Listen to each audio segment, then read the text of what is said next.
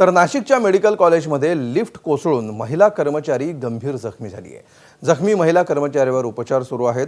गंभीर घटनेमध्ये ज्योती आहिरे नावाच्या महिला कर्मचाऱ्याला त्या गंभीर जखमी झालेल्या आहेत। दैनंदिन काम करत असताना लिफ्ट कोसळल्याची प्राथमिक माहिती आहे। घटनास्थळी त्यांच्या मुलानं धाव घेतली आणि तिथली परिस्थिती बघून मुलानं आक्रोश केला।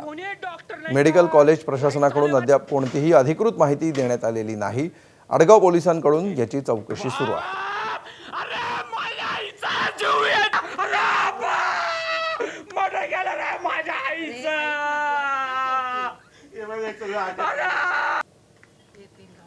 मी पूर्ण चौकशी केल्याच्या नंतर तिथं पूर्ण रक्त सांडलेलं होतं। त्याच्यावरून माझ्या लक्षात आलं की माझी आईची जी मान आहे तर पूर्ण त्या लिफ्टमध्ये अडकलेली, त्याच्यामुळे माझ्या आईचा जीव गेलेला आहे। आणि इथले लोक सगळे खोटं बोलतात, एकही जण व्यवस्थित काही सांगत नाही आहे। पूर्ण एक सुद्धा डॉक्टर व्यवस्थित काही सांगत नाही आहे मला। डॉक्टर बोलतंय का तिचा बीपी लो झालेला आहे, पण बीपी काय वगैरे काही लो झालेलं नाही, त्याचा श्वास सुद्धा बाहेर निघत नाही।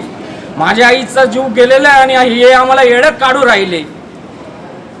ज्या मावशी आहेत वार्डच्या, त्या ड्रम ठेवायला जी काही ड्रमची लिफ्ट आहे तिथे गेल्या आणि त्या लिफ्ट दरवाजातनं त्यांनी लिफ्ट कुठे हे वाकून बघायला सुरुवात केली असताना वरून लिफ्ट आल्यामुळे त्यांची मान त्या लिफ्टमध्ये अडकली आणि त्यांना मणक्याला इजा झाली आहे।